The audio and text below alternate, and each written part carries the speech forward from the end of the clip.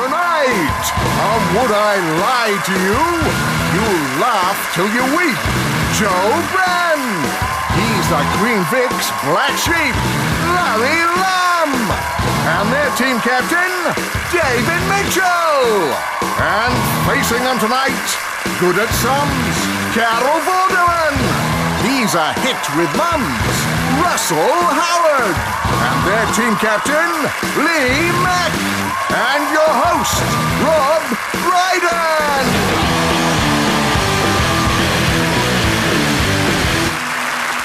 Good evening and welcome to Would I Lie to You, the show that demands each of our panellists lie through their teeth. Now, 1 in 3 adults have lied about reading highbrow literature to appear well-read. But, I mean, when you've read as much Dickens as I have, you realise that's typical of what muggles do.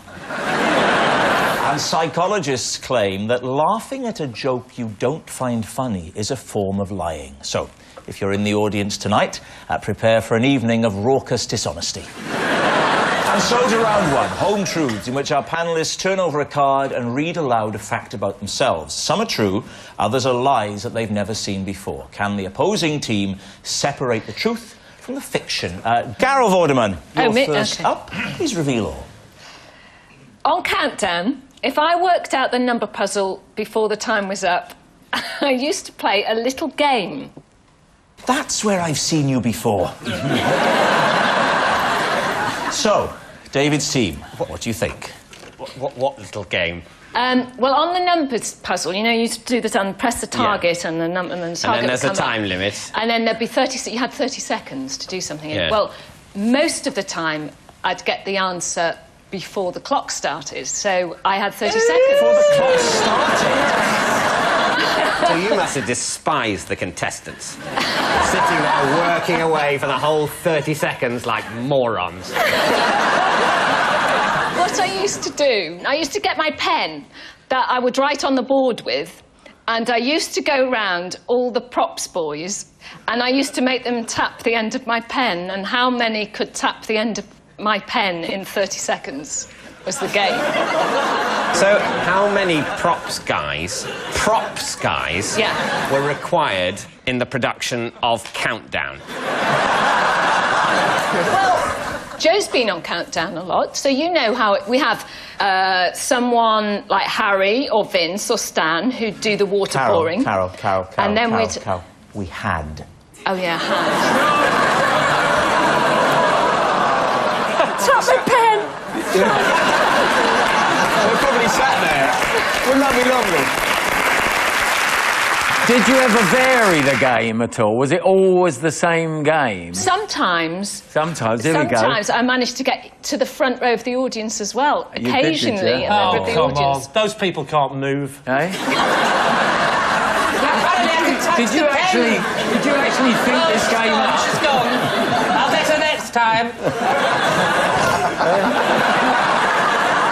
Was this not distracting to the poor contestants who are trying to do some maths if out of shot? Slightly out of shot, yes. Yeah. I feel sorry for this new girl that's doing the numbers, because all the props guy must be going, oh, you'll have great fun on this show. They would have said to her on the first day, are we going to play Touch the Pen? And got fired for sexual harassment. We always played Touch the Pen with Carol. Well, I'm sorry. I'm just not like that. David, what are you and your teammates thinking? Does it strike you as plausible? I think it's flannel myself. Flannel. That's a great word. You've been on EastEnders too long, Larry.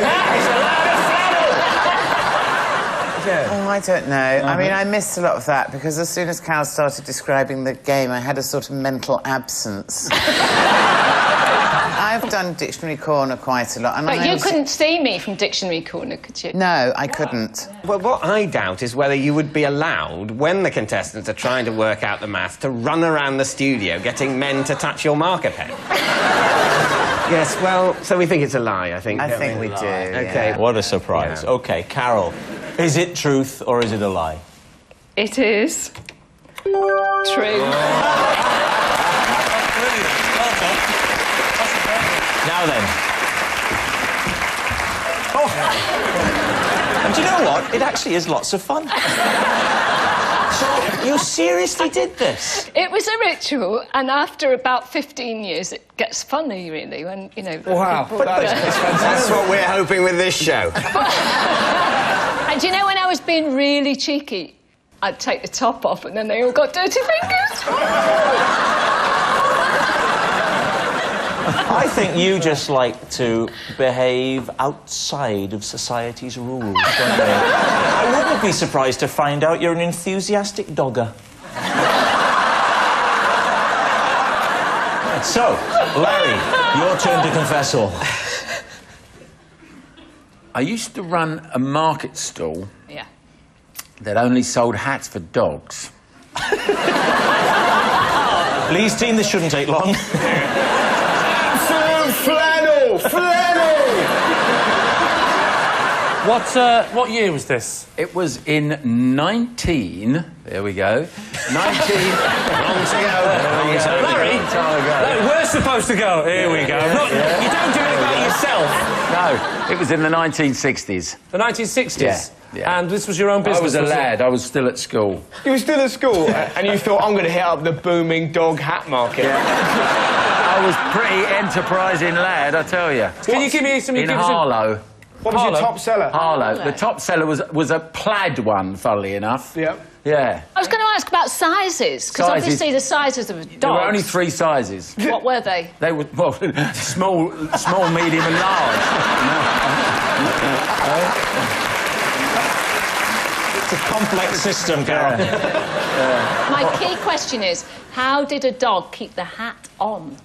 You put it over its ears. So you crushed its ears? No, you don't crush it. No, well, I mean, this was the 60s. You didn't worry about those things anyway. But...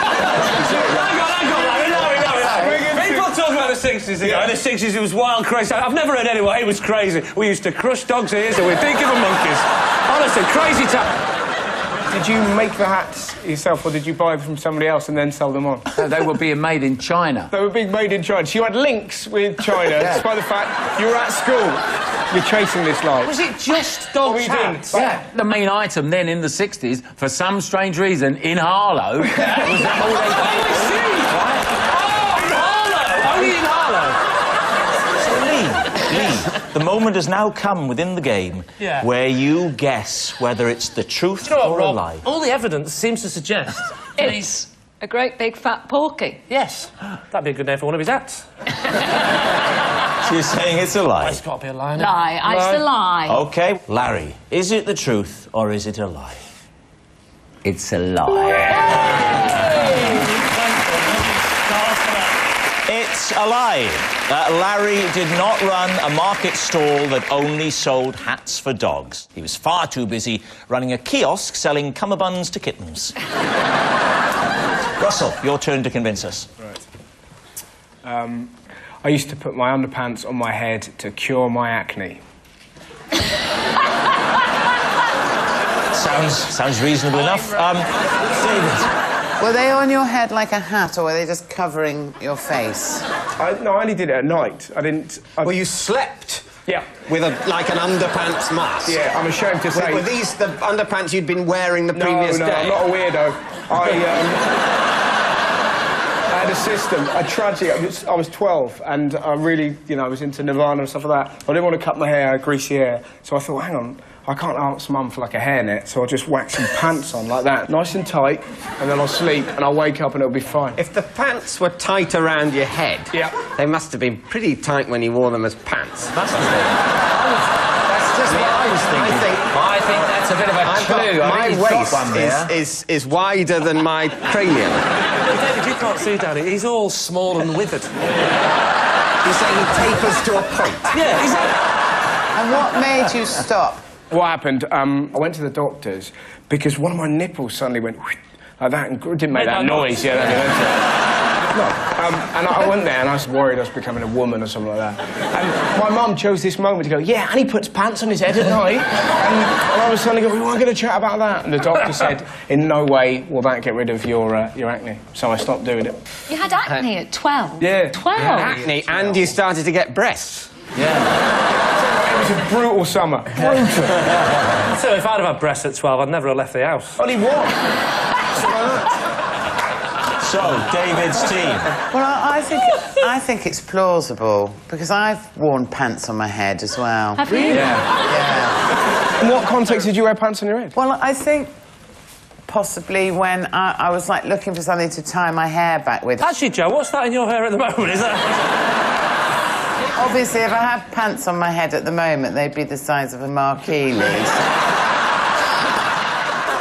What I like to do every night when I take my pants off, it's a bit of a laugh. As I disrobed, all I've got left now, if you can picture it, is the pants. And what I do is I shimmy them down the length of my legs. First the upper thigh, then they cross past the knee, roll it down, down the shin. I extract the left foot. Rob, we're only human. And then I go, boom, and I catch them on my head. So, David, what's it going to be? Well, Do you think yes? Yes. I think we're going to say we think it's true. You're saying it? You're saying it's true? He actually did it. OK, Russell, is it fact or fiction? Depressingly, it is true.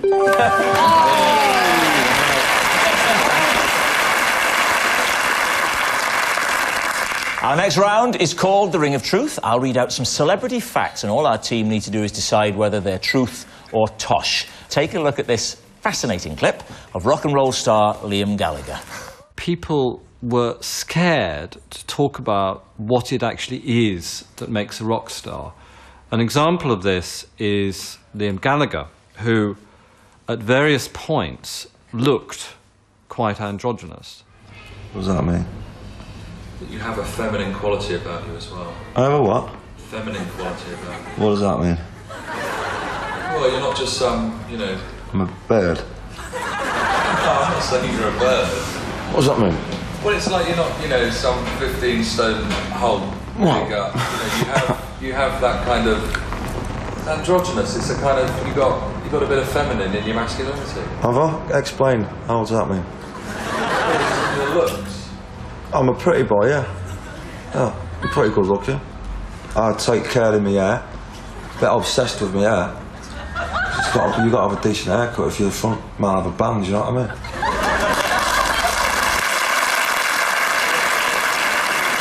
Liam Gallagher there, talking a lot of sense. He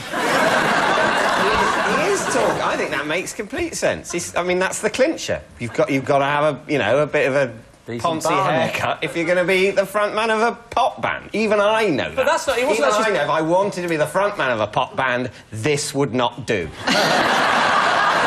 Robert, might I ask you, with your #1 hit single earlier in the year, did you do anything special with your hair? I just try and hang on to it, basically. Beating a hasty retreat.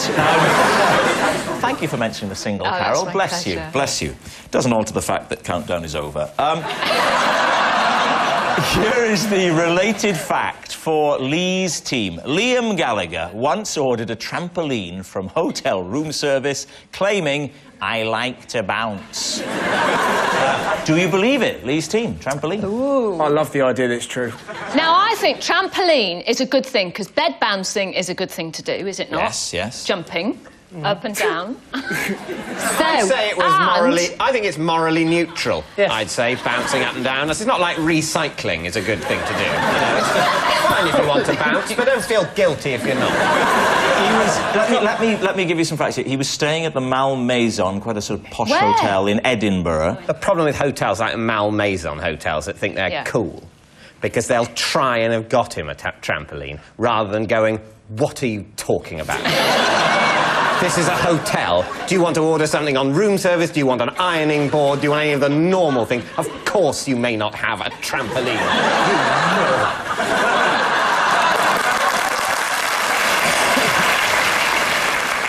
He might have been playing that game where you ring room service and just make up something really stupid to see whether they'll... Have you not? No, it's great. It's really good fun. I like to phone up and say, "I'd like some nuclear material, please." I think it's absolutely the truth. You I think don't. it's true. I do, I think it's true, and I think it's really... Oh, yeah. How can that be the truth? Because he's clearly off his box. Both think that is true. What do you think? My team think it is true. So I think it's true. All right, OK. I can tell you that, in fact, it's true. Yes! Results! All that effort, all that work, come on!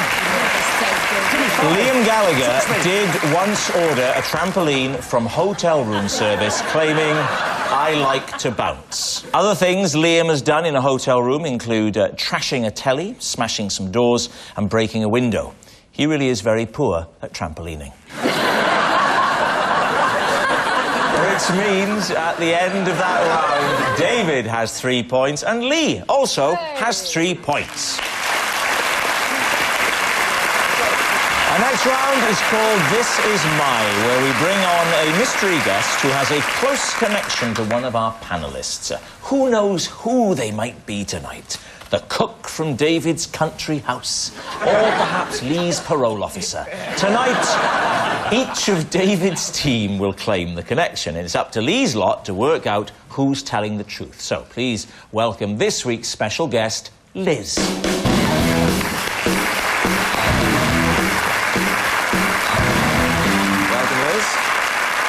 So, start with you, Joe. What is Liz to you? Well, this is Liz, and when she was a baby, I accidentally dropped her in a pond. There will be time. There will be time. Larry, would you tell us what Liz is to you? This is Liz, who taught me basic bar skills before I went to work in the Queen Vic.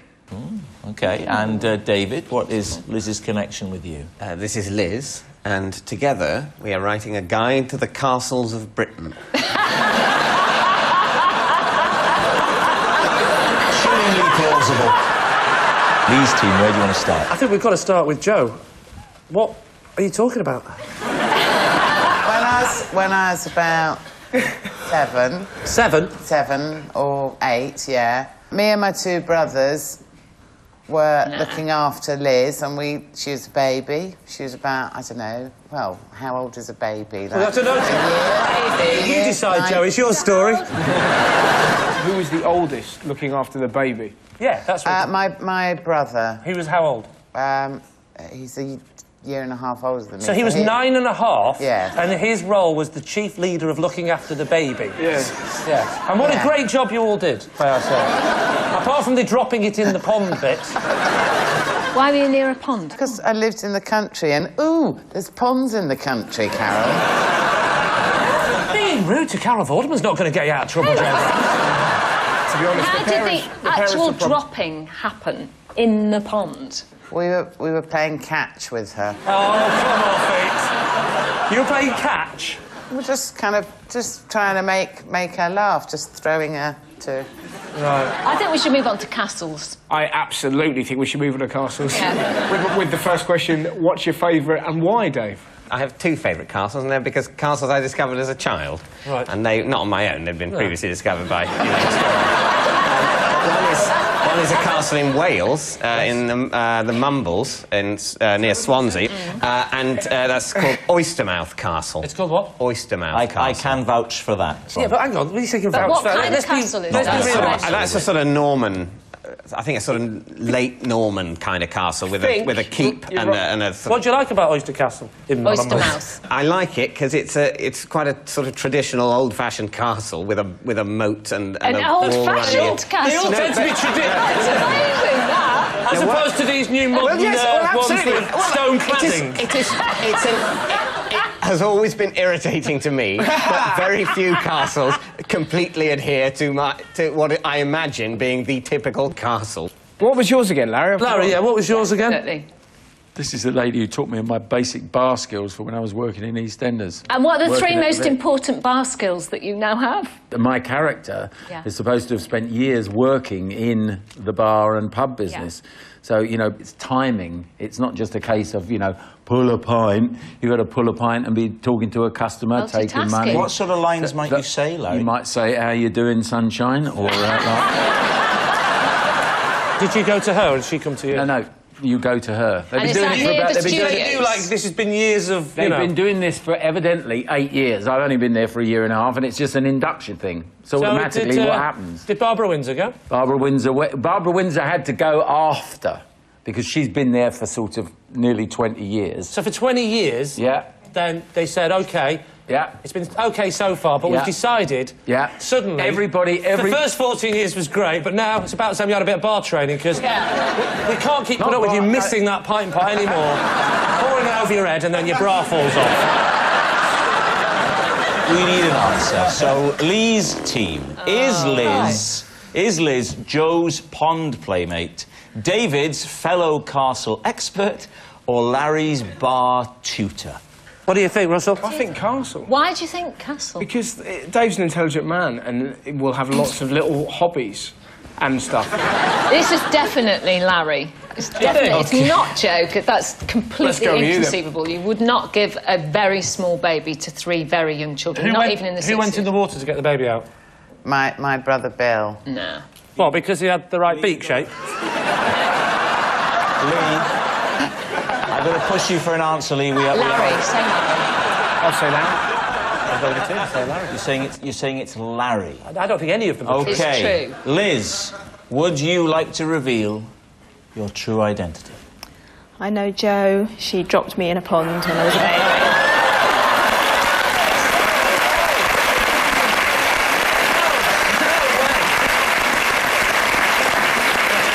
Yes. We've actually got a photo of the two of you together. Look at the fear in her face. Liz, congratulations. I don't know why I'm congratulating you for being thrown into a pond. And thank you so much for coming, Liz. Yes, it's actually true. Liz was dropped in a pond as a baby, and it was Joe who accidentally dropped her, and then accidentally skipped away laughing. She also accidentally strapped her to a breeze block and tied her up in a sack full of kittens, but that's Joe, ever so clumsy.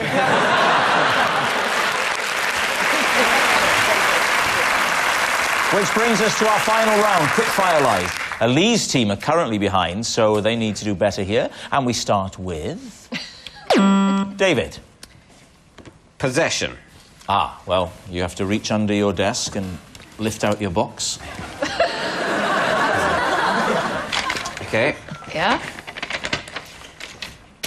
This is a letter rejecting me from a job at McDonald's. Lee, what do you reckon? Could you read it out to us, please, David? Reference CM1156/P. Dear David, thank you for your recent application to work at the Abingdon branch. Unfortunately, at this time, your application has not been successful. Thank you for your interest in our company. Yours sincerely, Martin Danks. And when was it dated, please? It's dated the 19th of July, 1990. And you will have been... I will have been... mortified. Yes. I never really bounced back from that. I would have been just 16. Does that add up, Carol? He's 52. At heart, yes. I don't want to bring back unhappy memories for you, but what did you feel you could have brought to the company? A certain nervous energy.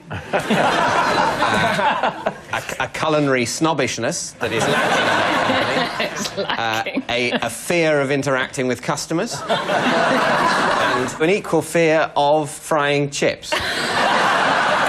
I think Dave could have closed them down just by having people come and go, "Gives a burger." You don't want a burger, my friend. I would not at that age have had the confidence to refer to someone as my friend in that way. Why? Don't look at my face. What do you think, Carol? I think it's a lie, but I don't want to sway you on this because we need the points. I reckon he's kept it. He's a peculiar mystery. Look at him. This is why I don't like people looking at my face. So, Lee, you're saying... I have to say that I think that's probably... True, it's true, it's true, it's true. It's a lie. I say it's a lie. You're saying it's a lie. OK, David, time to own up. It is, in fact, a lie. Nice work, Vorderman. It's a lie. Because David has never even been to McDonald's, although he was... Of course I've been to McDonald's. What's the betting that the next joke is he went to visit Lee? Can I please be allowed to read the auto-cued joke? Okay. David has never even been, although he was once mildly tempted to pop in and sample their short-lived McPheasant zinger. Excellent. Good work. Now characterising you as... the joke computer. Next, Lee. I once picked up a hitchhiker and scared him so much he cried. David, do you believe him? Where were you driving? I was going from, I think it was from round Norwich area, somewhere there. Round Norwich to... I presume somewhere between Norwich and Yarmouth. How did you scare him? What happened was we were driving along. He got in the car and he said... the first thing he said... You were driving along and he got in the car. Well, that's already dangerous.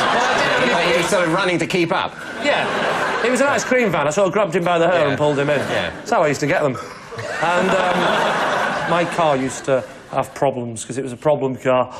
And I pulled over, right? I pulled over and I went round the back because I used to have to hit the engine to get it going again. And it all went wrong and we pulled over. So I said, I'm just getting in the back because I need to get a hammer to give it a whack. And as I went back, I said, I thought it'd be funny to say, don't worry, I'm not going to kill you. So I went round the back of the van and got a hammer out, went back to the front, and as I was walking past to the front of the car where the engine lives, I looked in like that, and I just saw him go like that, and he just wiped a small tear from his eye, because I think he genuinely thought, I'm going to kill him, and he was a bit worried. Maybe he cried? That's a very odd response to immediate mortal danger. to just slightly well up. That's more of a... I call that a more end of the It's a Wonderful Life reaction. Oh dear, I am to die, it appears. Rather than, get out of the car, run! But just notice a slight welling up. Ah, well, all things come to an end.